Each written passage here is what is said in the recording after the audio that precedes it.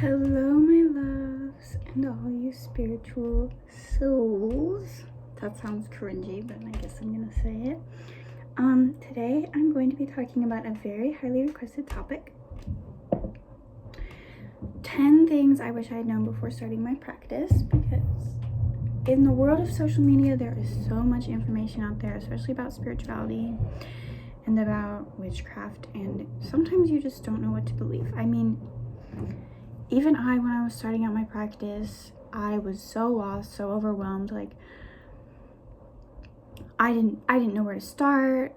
It felt like so much, and I wanted guidance, but the people who were on social media giving guidance, it didn't feel like guidance, if you know what I mean. Like, it just felt like it was adding onto this onslaught of information that is the witchcraft world. And I mean, you can't really escape that. There is so much to spirituality, there is so much to witchcraft. Like, it is a huge bubble, and witchcraft is just the umbrella that is over this huge plethora of information. So I only know like this much, so don't expect too much from me. But as a young person living in the world of social media, I just wanted to be able to be a guidepost and to come on here and say, I understand, I get it, and here are my tips as a young person. Here are my teachings as a young spiritual witchy person who understands this onslaught of information, and I just want to make it a little bit easier and just put it all into perspective a little bit. And so here we go. 10 things I wish I had known when starting my practice. Number 1, you don't need a bunch of supplies or to spend a bunch of money. When I first started out, I saw all these people on social media with like these huge, beautiful altars with these beautiful candles and all sorts of like wands and incense burners and statues and all sorts of things. And it was like I saw people who literally had altar rooms, which is a little bit like, to me, that felt insane. So I felt like to be able to be valid as a witch or valid as a spiritual person, I had to buy a bunch of things, or that for my spells and my workings to work, I needed to purchase a bunch of things. So I would literally go to the occult store and I would go through, and whenever I like recognized a tool from a video I saw or from some social media, I would buy it. And I ended up spending so much money, and half the things I bought I don't even use. Like, I bought this one candle that was in the shape of Baba Yaga, and I don't really work with Baba Yaga. I felt called to work with her, but honestly, I've been a little bit nervous to really start down that path. So like, I don't like to sort of share a whole bunch about my personal relationships with deities, but I've sort of have like a bit of a connection with Baba Yaga, but not really. Anyway, I bought this candle that was in the shape of Baba Yaga, and I like would burn it sometimes just when I was like doing my homework and I needed some light, but I spent like maybe $25 on it, and I never used it for my spiritual or witchcraft practice. And at the end of the day, if you're buying all these tools, that's going to cost you a lot of money. Occult supplies are expensive. Okay, let me tell you. I mean, you probably already know, but it costs a bunch of money, and you don't need all that, especially if you're starting out. If you grow in your practice and you feel like you need a certain tool, or you feel like you could easily integrate it into your practice, then go for it. Like, I'm not telling you not to buy anything, but when you're starting out, learn first what your practice is in here and who you are as a witch before you start buying a bunch of things and spending much money. Yeah. Number 2, It's okay to have off days. This is a really big one for me because when I first started out, and for a lot of my beginning years as a witch, I felt like I had to always be doing something spiritual. I had to be integrating witchcraft into my life all the time. And honestly, it's just exhausting. It's so exhausting. Like, witchcraft and spirituality, it takes a lot of energy, especially spell work. Spell work takes a lot of energy, and realistically, you can't be sitting down doing a full-blown ritual every night. Like, that's not gonna work. And it even got to the point where there was this one couple of months where I was super depressed and super low, and I even stopped putting my crystals out under the full moon. And I had this feeling like I was just like, I'm not a real witch. I'm not a real spiritual person. Like, because I'm not engaging in spirituality all the time, I'm not good enough. And it was this horrible feeling of just not being good enough and horrible imposter syndrome. And it sucks. And I'm here to tell you that it's okay to have off days. The witches you see on social media, okay, they're doing all those big rituals, but maybe they're doing them like once a month or once a year. You don't need to be expected to integrate your spirituality and your witchcraft into every aspect of your life. And it is okay to take a break. It is okay to rest. It's exhausting, and that's okay, and it's okay to rest. Resting does not mean you're a bad person or a bad witch or you're not spiritual enough. It just means that you need rest, and that's productive. Okay, number 3. There's no specific way of being a witch. When I first started out, I would literally like scroll on TikTok, and when I found a spell that looked like right, I would do it because I felt like that the people on TikTok, that was the right way to be a witch. And if I was doing anything different, then I was wrong and my spells weren't gonna work and I was gonna like be cursed by the spirits or something. Or like if my spell work wasn't perfect or my witchcraft wasn't perfect, then I wasn't good enough or I wasn't a witch.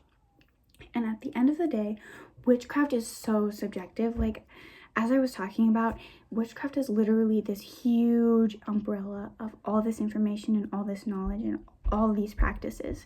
And there's no one way to do it. Every witch is different. The way you engage in your practice should be different and should be real to you. It should make sense to you. It should resonate with you, not with what I resonate with, not with what some other creator resonates with.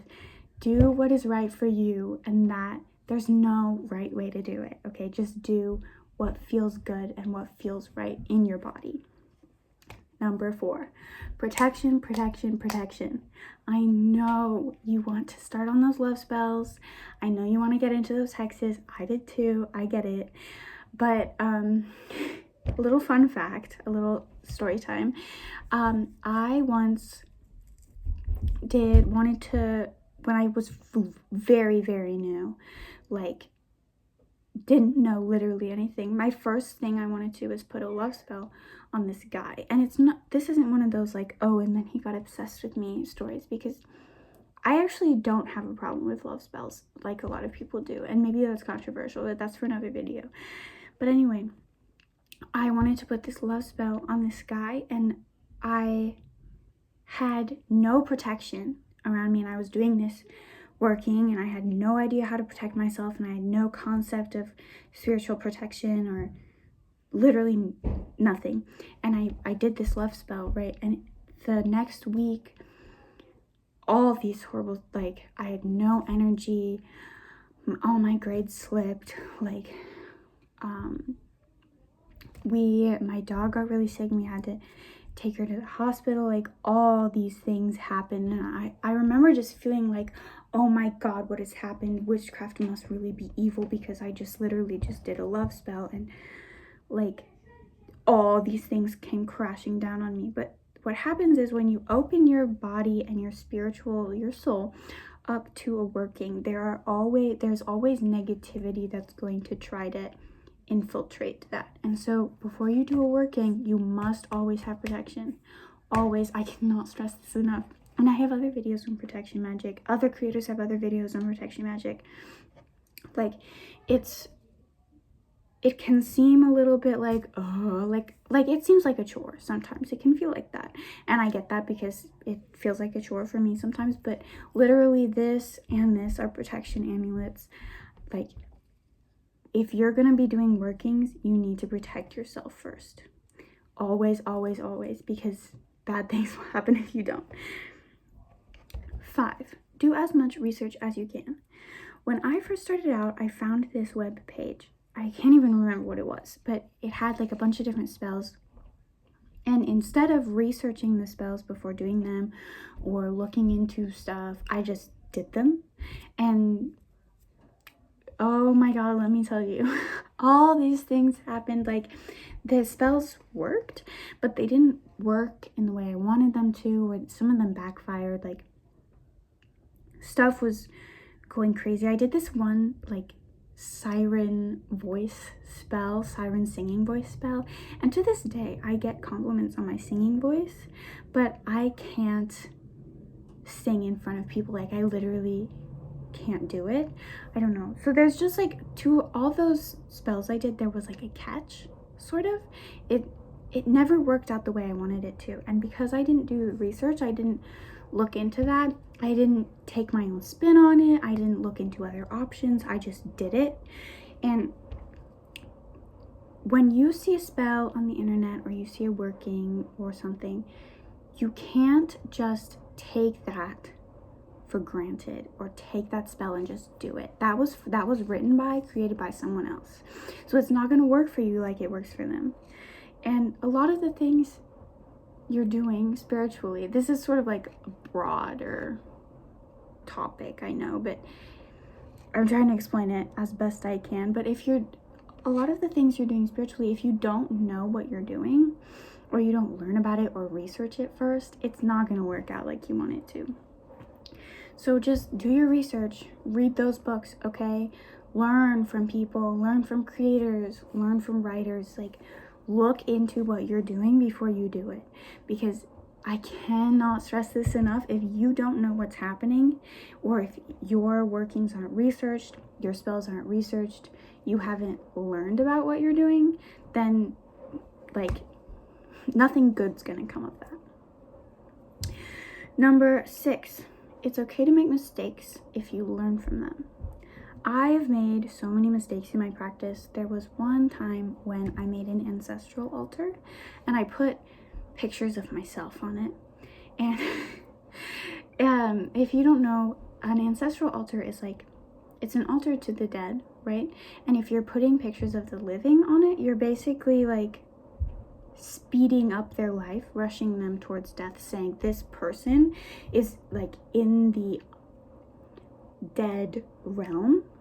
And so long story short, I should not have put pictures of myself on an altar to the dead, but I did, and that was a huge mistake. A lot of stuff happened. I actually got a terminal illness during that time, or was like diagnosed with one, I guess.